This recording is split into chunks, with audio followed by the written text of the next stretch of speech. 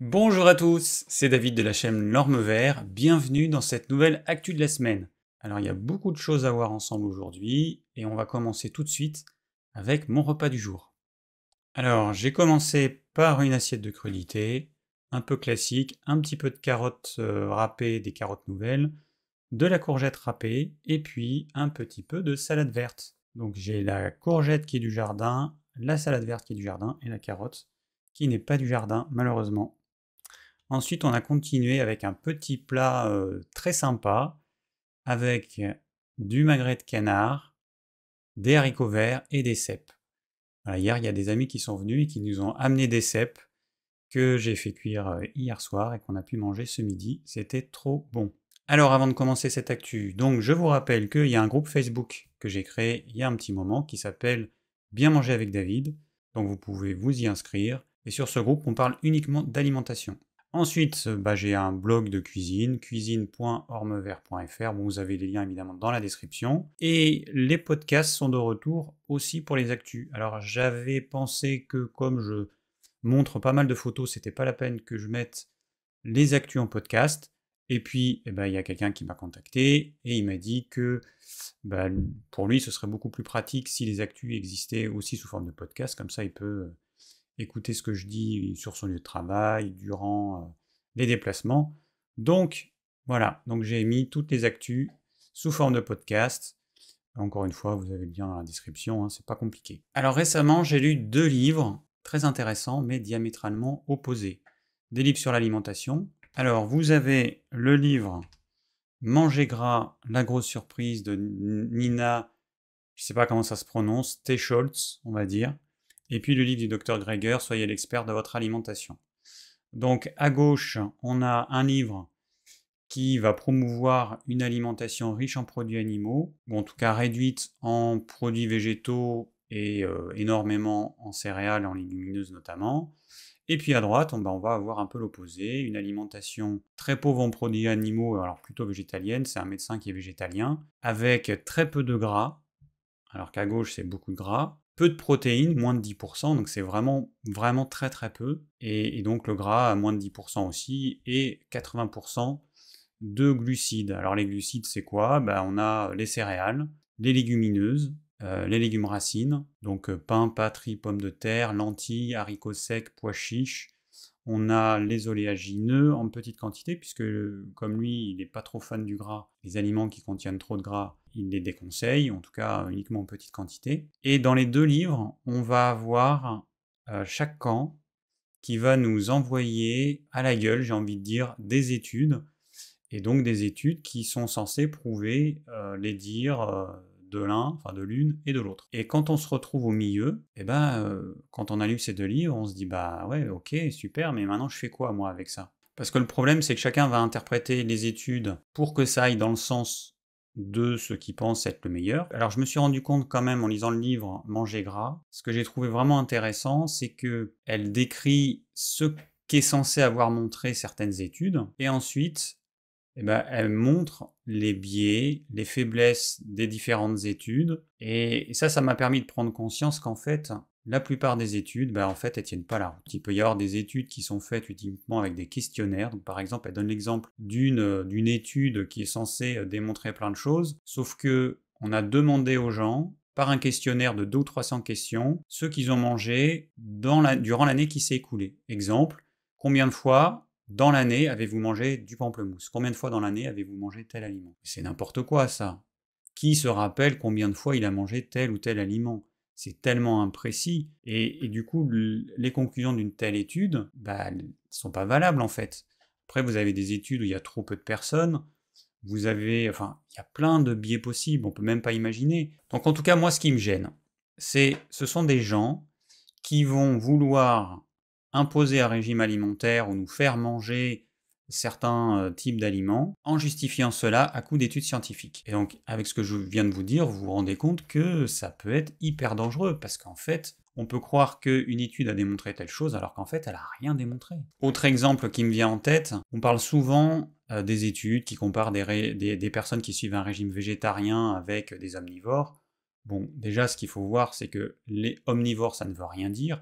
que la plupart des omnivores, ils mangent n'importe quoi, ils mangent beaucoup trop de protéines animales, ils mangent des produits ultra transformés à donf, ils mangent beaucoup trop de sucre, beaucoup trop de saloperies, et ils font moins attention à leur santé que la plupart des végétariens. Et ça, c'est un autre problème. Les études vont étudier des populations.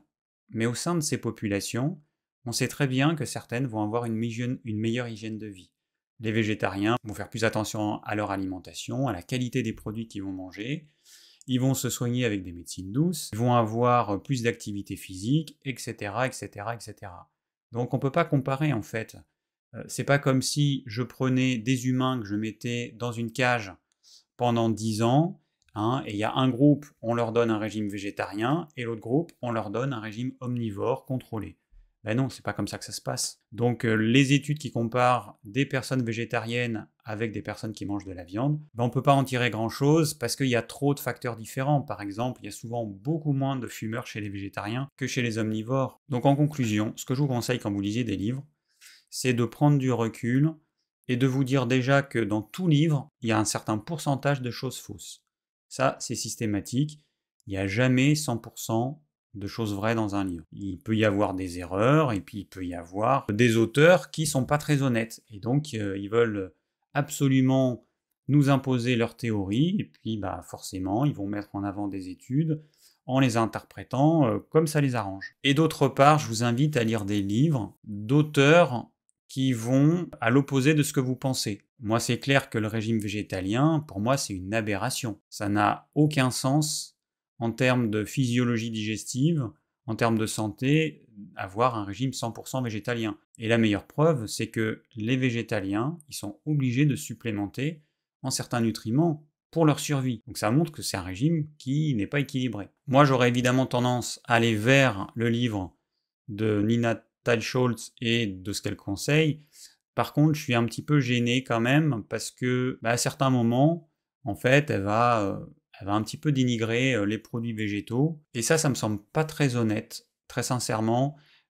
Pour moi, l'équilibre, c'est des produits animaux, c'est des produits végétaux. Voilà, donc il y a des choses quand même, des petites choses qui m'ont gêné, enfin petites ou grandes, dans son livre à elle aussi. Mais il y a quand même des choses intéressantes. Donc je vais rester sur son livre. Et par exemple, on apprend que en 92, un groupe d'experts a examiné l'ensemble des données relatives aux maladies cardiovasculaires chez les femmes et observe que la mortalité totale est supérieure chez les femmes qui ont un faible taux de cholestérol par rapport à celles qui ont un taux de cholestérol élevé. Et donc ce, quel que soit leur âge. Donc bon, après on nous dit que ces résultats, après ils ont été ignorés, mais c'est quand même intéressant. Alors bon, ça c'est une information qui a priori est fiable, je l'ai retrouvée plein de sources différentes. En gros, vous avez 7 fois plus de chances d'avoir des problèmes cardiovasculaires si vous avez un taux de cholestérol trop bas que si votre taux de cholestérol est trop élevé. Alors ensuite on apprend, grâce au fait que les maladies cardiovasculaires sont très rares chez les femmes de moins de 50 ans, ce résultat indique que les femmes américaines, en grande majorité, ont inutilement réduit leur apport en graisse saturée ces dernières décennies. Un peu plus loin, lorsque les deux sexes ont été observés séparément, les données montrent des différences assez étonnantes. Alors ça, c'est un problème important parce que la plupart des études, eh bien, ce sont des hommes en fait qui font partie des études, alors que sur le peu d'études qu'il y a, on se rend compte que quand il y a des hommes et des femmes qui sont étudiés, il n'y a pas du tout les mêmes résultats. Un peu plus loin, on nous dit, jusqu'en 90, les femmes représentaient seulement 20% des participants à ces études, et ensuite pas plus de 25%. Il en résulte que tous les objectifs de réduction du cholestérol faisant partie du programme national d'éducation sur le cholestérol et visant l'ensemble de la population américaine, se sont basés sur des études composées exclusivement d'hommes. Ça, c'est un problème. À un autre endroit, les chercheurs avertissaient déjà dans les années 50 que les femmes réagissent différemment aux matières grasses et au cholestérol que les hommes. Elles doivent donc faire l'objet d'études à part entière. Par exemple, les symptômes liés à l'athérosclérose n'ont lieu chez les femmes que 10 à 20 ans après qu'ils n'apparaissent chez les hommes. Et les femmes ne sont généralement atteintes de maladies cardiovasculaires qu'après la ménopause. Alors après, ce qui a été dit pour les femmes, c'est également vrai pour les enfants. C'est que le problème, on a conseillé, enfin les Américains ont conseillé à toute la population de diminuer notamment les matières grasses et les acides gras saturés, sauf qu'un enfant, il n'a pas du tout les mêmes besoins qu'un adulte. On a vu déjà qu'entre un adulte homme et un adulte femme, les besoins ne sont pas les mêmes, donc ça a été quand même assez problématique. Et on a diminué évidemment les graisses, et qu'est-ce qui s'est passé? On a augmenté les glucides. Donc c'est en partie une des raisons de l'épidémie d'obésité qui touche notamment les jeunes Américains et puis bah, même les jeunes de tous les pays du monde quasiment. Bon, et la prochaine fois, je vous parlerai peut-être de l'histoire du régime méditerranéen, parce que c'est quand même super intéressant. On en parle beaucoup. Là encore, j'ai lu qu'il y avait des études qui démontraient les bénéfices du régime méditerranéen pour tel et tel problème. Mais comment est-ce qu'il est né ce régime méditerranéen? Bah, c'est une vraie saga. Donc ce sera pour la prochaine fois. Alors on va partir sur un petit docu sur le front. La voiture à hydrogène peut-elle nous sauver? Un documentaire fort intéressant, comme d'habitude, hein, de notre cher Hugo Clément. C'est un peu déprimant quand même, comme à chaque fois. J'ai vu un autre documentaire de lui sur la disparition des oiseaux. Voilà, franchement c'est déprimant. Alors là, on va voir la voiture à hydrogène. Donc on nous dit que la voiture à hydrogène, c'est 100% propre, car ça n'émet que de l'eau. Alors sauf qu'on oublie un tout petit truc, c'est que la production d'hydrogène, c'est pas comme un claquement de doigts, ça demande énormément d'énergie. Et cette production d'hydrogène génère énormément de gaz à effet de serre tels que le CO2. En chiffres, ça génère 1 milliard de tonnes de CO2. Ça équivaut quand même au transport aérien. Sachant qu'aujourd'hui, on n'a quasiment pas de véhicules qui roulent à l'hydrogène. Donc vous imaginez si toutes les voitures roulaient à l'hydrogène, ce serait absolument catastrophique. Alors il y a deux modes de production de l'hydrogène. Donc Air Liquide, qui est le plus gros fabricant d'hydrogène en France, qu'est-ce qu'il fait? Il met du méthane avec de l'eau dans un four à 700 degrés. Il y a une réaction qui se produit, on va avoir la formation d'hydrogène et la formation de CO2. Alors ce CO2, il va s'échapper dans l'atmosphère. Donc le CO2 qui a un gaz à effet de serre, il va augmenter le réchauffement climatique. Air Liquide, il s'est rendu compte de ça, et donc il récupère une partie du CO2, seulement un tiers. Et ce CO2, il est stocké dans des citernes et transporté par des camions. Donc on nous dit qu'il y en a 80 par semaine qui partent des usines d'Air Liquide, et ils vont où? Ils vont dans les usines de soda notamment, puisque ce CO2 va être utilisé pour gazéifier les sodas tels que le Coca et puis les autres sodas gazeux. Mais qu'est-ce qui va se passer quand on va boire son soda? On ouvre, ça fait pchit, le CO2, il s'évacue dans l'atmosphère, donc c'est pas du tout une solution, c'est juste que Air Liquide, il veut se donner une bonne image en disant qu'il va recycler une partie du CO2 qui est généré lors de la production de l'hydrogène, mais bon, c'est du pipeau. Hein. Alors après, il y a un autre usage pas top, alors je sais pas dans quelle mesure c'est utilisé. Bon, ils en parlent, mais peut-être que c'est hyper rare. En tout cas, le CO2, il est aussi utilisé pour étourdir les animaux. Donc là, on nous parlait des cochons, pour étourdir les animaux juste avant l'abattage. Alors, ils montraient quelques images que moi, j'ai pas vues, j'ai avancé. C'est même pas la peine de regarder ça. Il y a certaines images qui vont imprimer tellement notre cerveau qu'elles vont rester là tout le temps. J'ai parlé encore avec une amie qui est plutôt à tendance végétalienne, sauf qu'elle est mince, qu'elle est tout le temps fatiguée, et qu'elle va pas arriver à survivre comme ça, parce qu'elle est jeune, elle a 30 ans, en plus c'est une femme, donc le problème il est là, c'est qu'elle a vu des images d'L214, donc elle peut pas manger de produits animaux, elle peut pas manger de viande. Oui, mais je lui dis, ouais, mais le problème c'est que tu en as besoin, c'est vital pour toi. C'est bien d'alerter, ce serait quand même bien que les pouvoirs publics, ils bougent un petit peu leur cul et qu'ils fassent ce qu'il faut pour que toutes ces saloperies, ça arrête définitivement. Le problème, c'est que ces images, elles vont impacter essentiellement le consommateur, qui va aller d'un extrême à l'autre. C'est une petite parenthèse. Alors on revient à notre voiture à hydrogène. Alors Air Liquide a trouvé une autre solution qui est absolument géniale. C'est qu'elle va envoyer ce CO2 par bateau. Donc elle va mettre ce CO2 dans des grands containers. Ça va être envoyé par bateau, ça va faire plus de 1000 km pour aller jusqu'en Norvège. Et là, il y a un pipeline qui a été construit donc de 100 km pour aller au large et puis de 2 km pour aller en profondeur. Et on va mettre tous ces énormes fûts de CO2, on va les enterrer. Vous imaginez toute cette masse de métal qui sert à stocker ce CO2 qui va être enterré pour l'éternité. En supposant que ça ne fuit pas, évidemment, ça fuira un jour.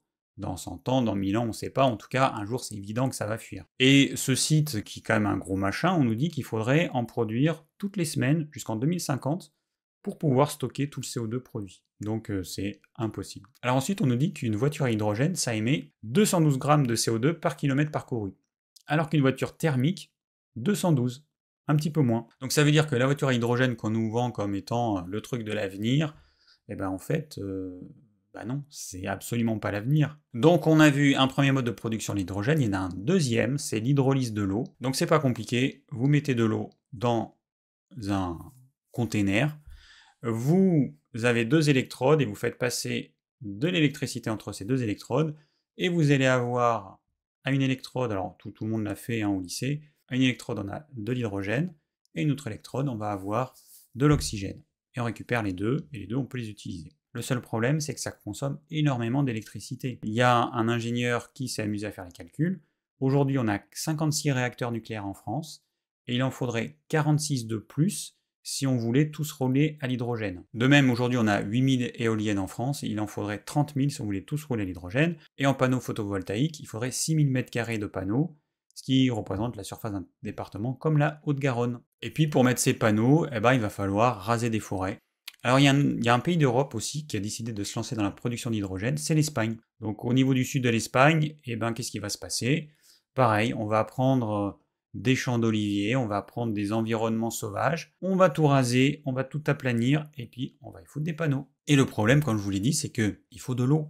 Donc vous imaginez, déjà dans le sud de l'Espagne, où déjà il y a un manque énorme d'eau, mais il va falloir utiliser le peu d'eau qu'il y a pour fabriquer de l'hydrogène, qui va générer des gaz à effet de serre, qui vont augmenter la température sur notre belle planète, il fera encore plus chaud, il y aura encore moins d'eau, enfin c'est n'importe quoi. Alors il y a des chercheurs qui ont calculé qu'il fallait 2,3 fois plus d'électricité pour faire rouler une voiture à hydrogène qu'une voiture électrique à batterie. Pourquoi? Tout simplement à cause des déperditions d'énergie qui sont énormes. Quand on transforme l'électricité en hydrogène, on perd déjà 24% d'électricité. Et ensuite cet hydrogène qui est dans la voiture, quand on le retransforme en électricité, parce que la voiture à hydrogène c'est une voiture électrique, qui utilise comme carburant l'hydrogène, sauf que l'hydrogène il n'est pas utilisé tel quel, c'est pas un moteur à explosion qu'il y a dans la voiture à hydrogène, c'est un moteur électrique. Donc ça veut dire qu'on va retransformer l'hydrogène en électricité, et là on a une déperdition de 46%. Donc au final, cette voiture à hydrogène, qui est une voiture électrique, elle a besoin de beaucoup plus d'électricité qu'une voiture électrique classique avec des batteries. Le seul usage qui a du sens, c'est dans certains cas très spécifiques où il n'y a pas d'autre solution. Alors en conclusion, on nous dit que pour moins polluer, il faut réduire nos déplacements et développer les transports en commun.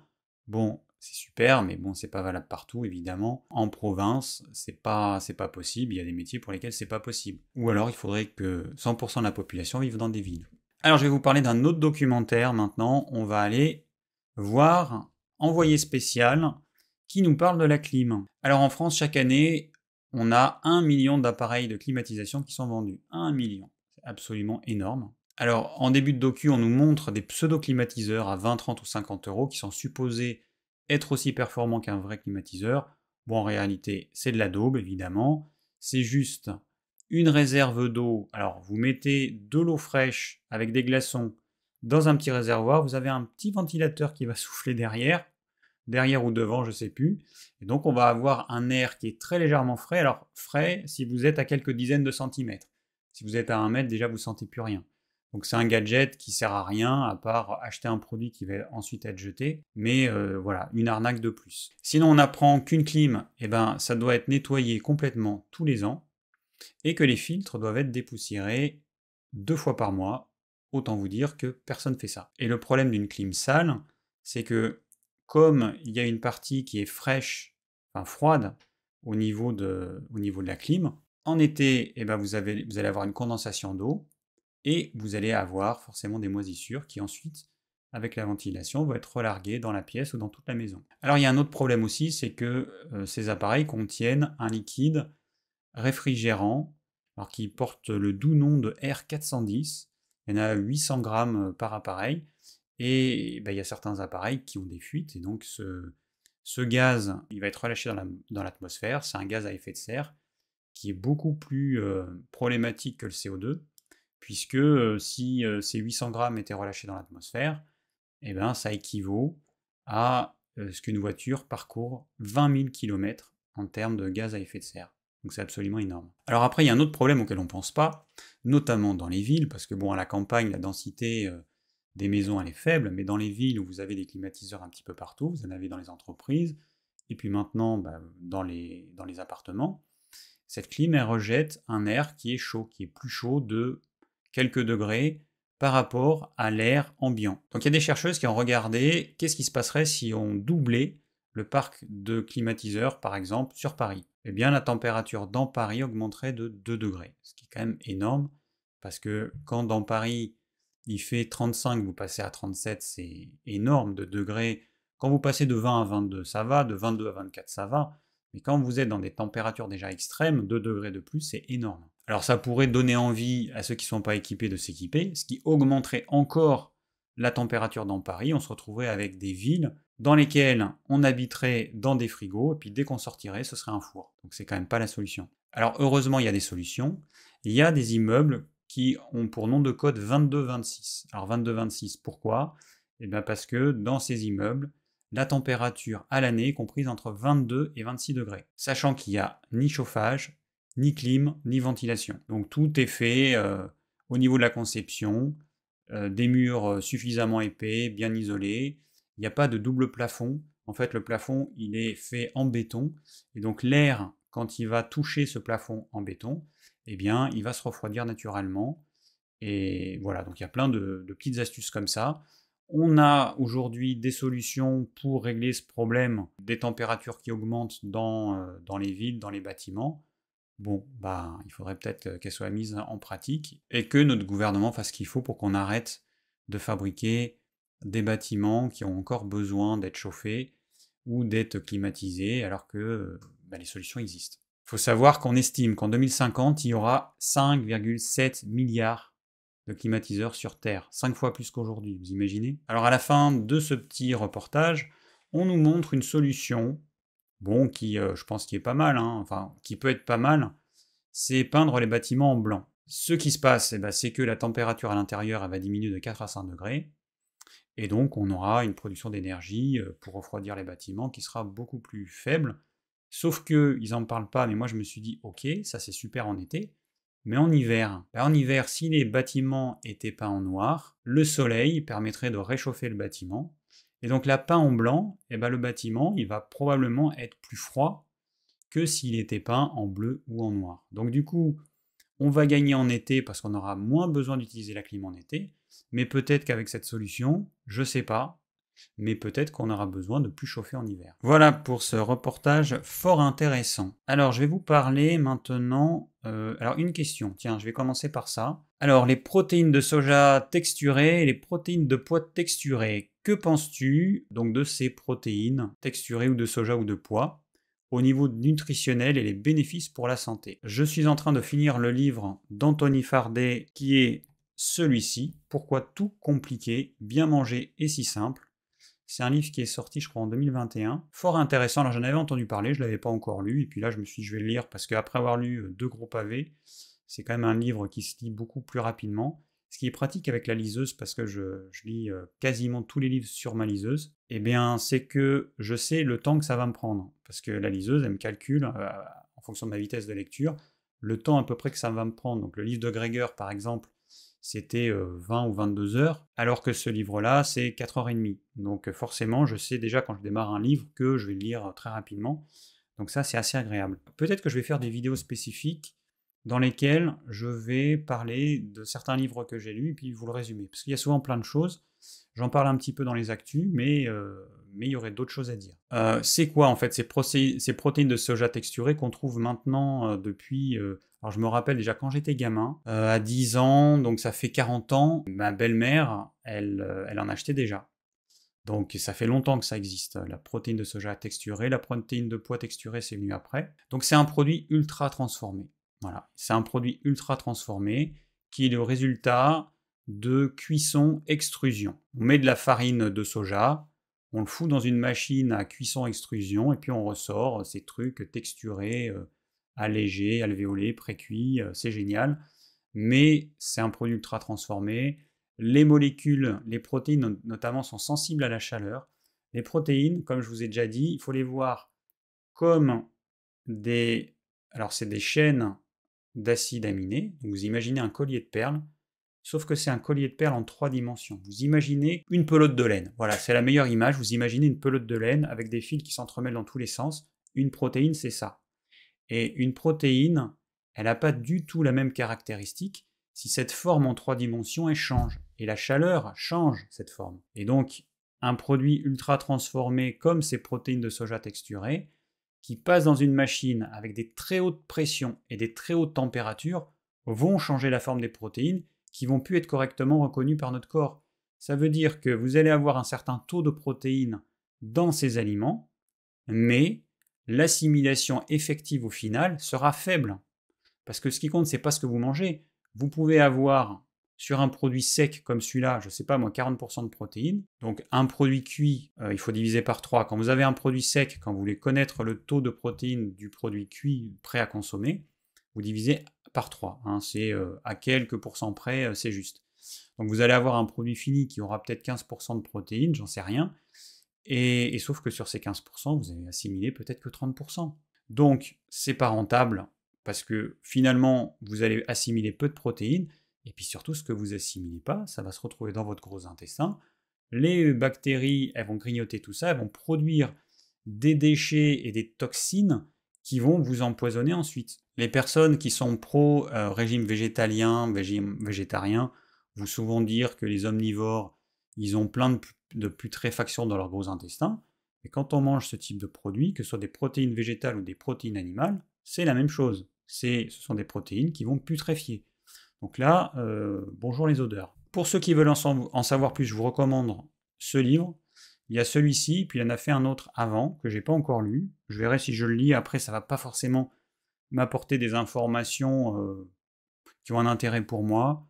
Celui-là, je pense qu'il est pas mal, et puis j'ai envie de lire d'autres livres qui vont parler d'autres sujets. Alors après, j'ai une question de Néla12. J'aimerais te poser une petite question par rapport à la combinaison alimentaire. Un de mes proches a commencé à manger un seul repas par jour pour se sentir en forme et aussi maigrir.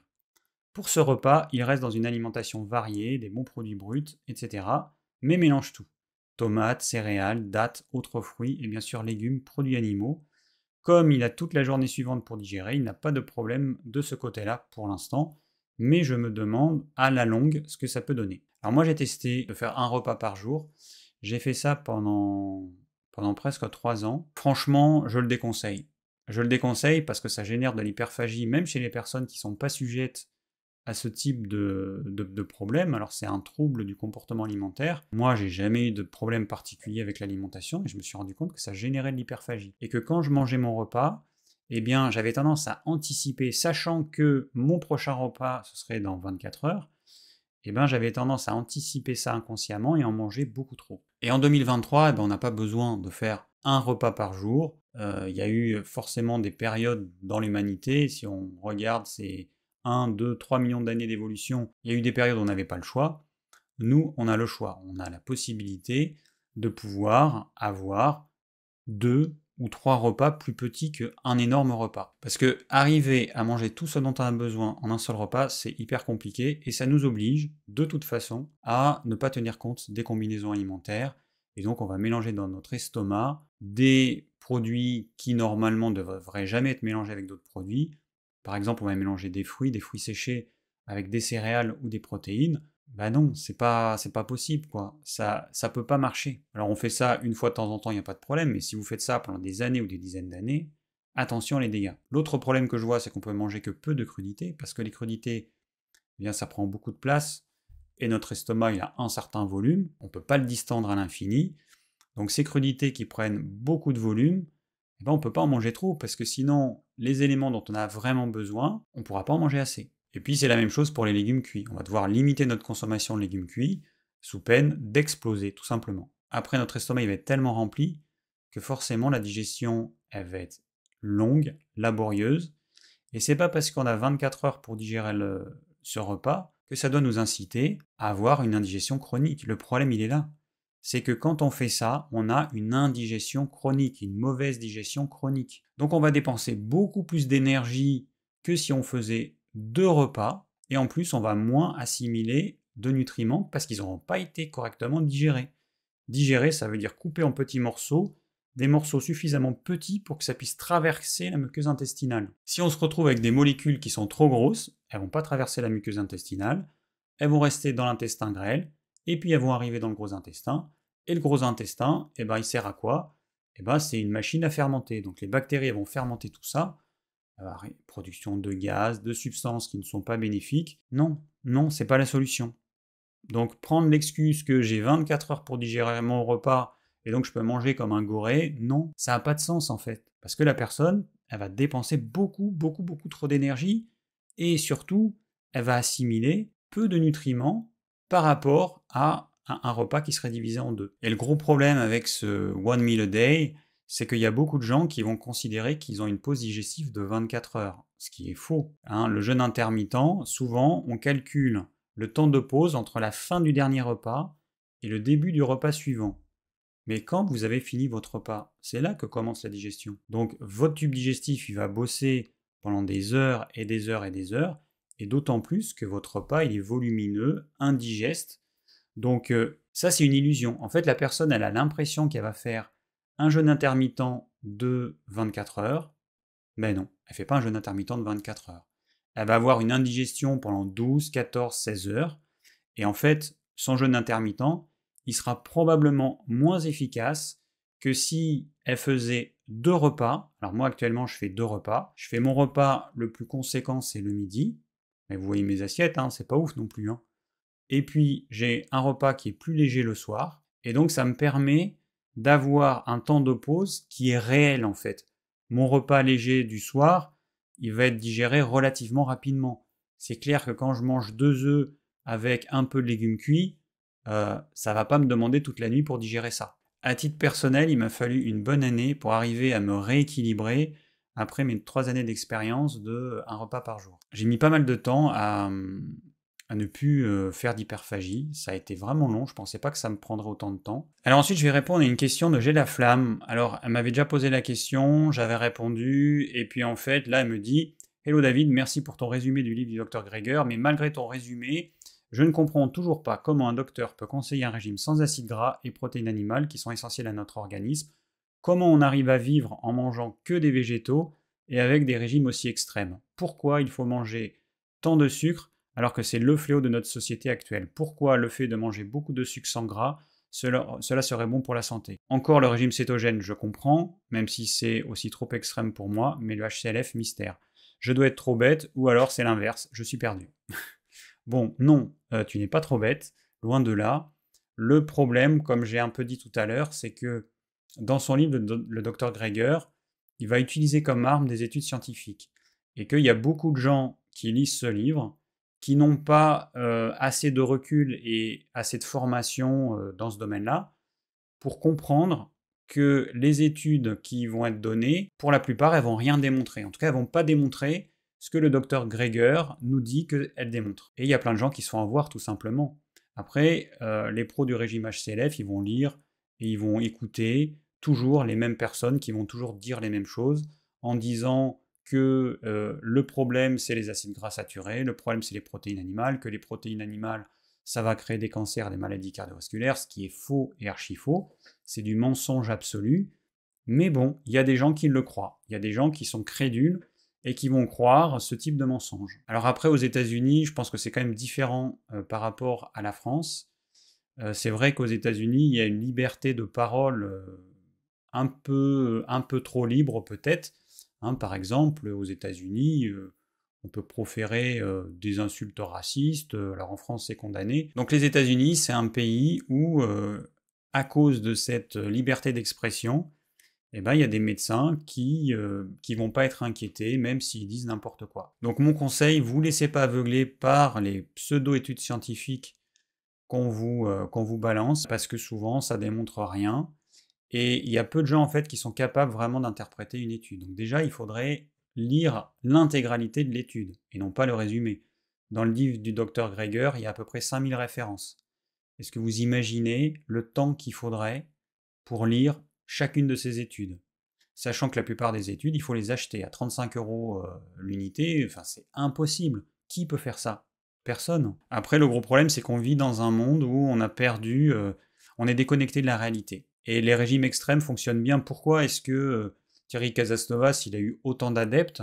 Bah parce que avec ses jus de légumes, enfin ses jus plutôt de fruits et légumes, parce qu'il n'y a jamais que des légumes, ces jus de fruits et de légumes, et ben pour les gens, ça paraissait génial. Et sa façon de présenter ces jus de fruits et de légumes comme étant quasiment une panacée, bah, y a des gens qui sont tombés dans le panneau en fait, et qui ont cru effectivement qu'à coup de jus de légumes, ils allaient pouvoir se soigner de toutes les maladies. Plus c'est extrême, plus ça attire les gens. Forcément, un régime alimentaire équilibré, comme celui que je conseille, un régime omnivore, où on mange ce qui est physiologique, ce dont notre corps a besoin, sans aller dans des extrêmes, forcément, c'est moins sexy, ça attire moins les gens. Le problème, c'est que beaucoup, ils ont perdu tout bon sens et ils se rendent pas compte que ces régimes extrêmes, ça peut pas fonctionner en fait, tout simplement. C'est clair que ça peut pas fonctionner. En tout cas, moi je trouve que c'est quand même très sain de se poser des questions et de pas tomber dans le piège que nous tendent certains qui sont pro tel ou tel régime extrême.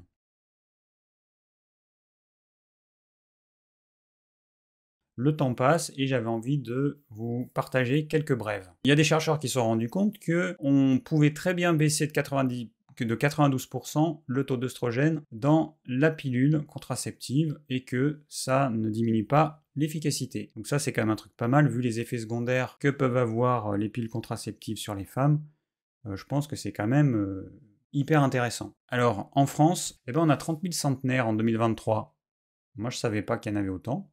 Majoritairement des femmes, enfin très majoritairement des femmes même. Alors bon, 30 fois plus que dans les années 70, alors je sais pas si c'était aussi bien comptabilisé, et après il y a le problème que certaines personnes centenaires, malheureusement, certaines elles sont en fauteuil roulant, elles peuvent plus parler, elles voient plus, bon, c'est quand même pas très glorieux.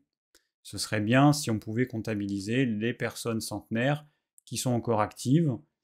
Je vous avais parlé d'un documentaire il y a quelques semaines sur les centenaires. Bon, je peux vous dire que certains dans le documentaire, ils étaient bien actifs. Donc là, ça n'a rien à voir. Il y en avait ma main, il montait encore à cheval.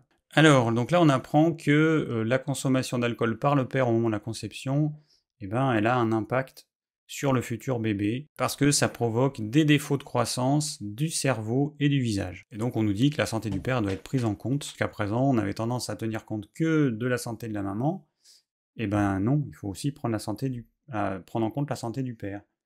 Alors on va rester toujours dans l'alcool, et donc là, on apprend, alors c'est pas nouveau, boire un verre de vin par jour n'apporte aucun bénéfice pour la santé.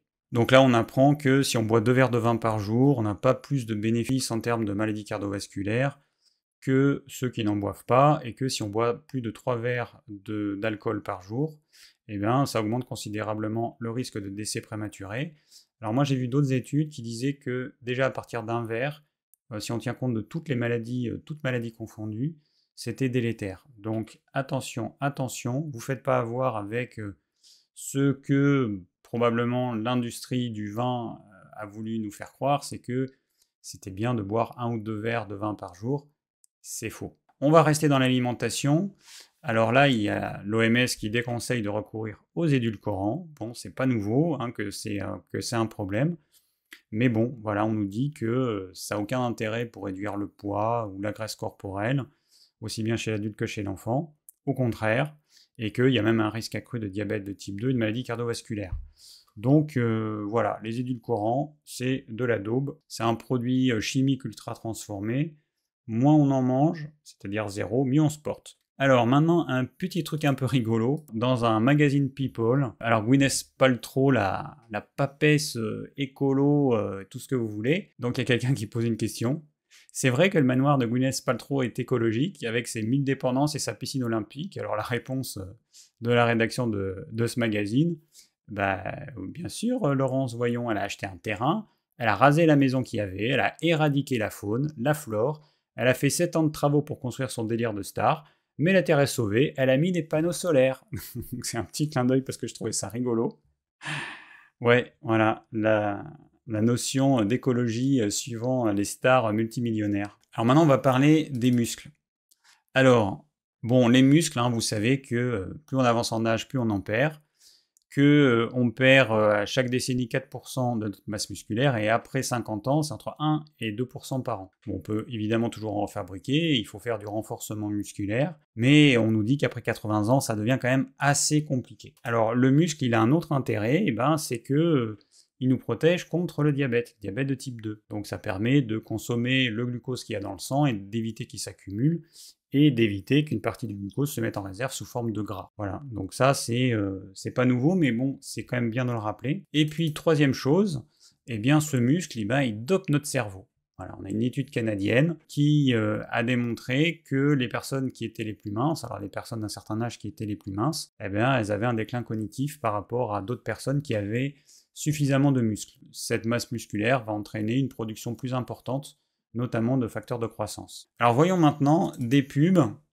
arnaques. Bon, un produit de beauté, peu importe. Donc là, on voit sur la pub, vous voyez, 99% des femmes le constatent, rides et ridules réduites. On a une petite astérix, et en bas, il y a marqué « Test consommateur sur 120 volontaires ». Alors vous doutez bien que vous faites venir 120 femmes.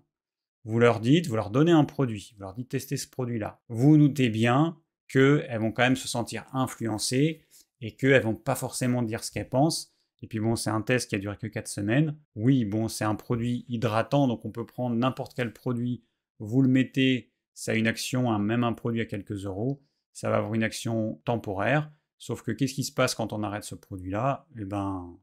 Si votre hygiène de vie n'a pas changé, vos rides et vos ridules vont réapparaître comme avant. Et après, ce qu'on a ici, là, ça c'est aussi une belle arnaque.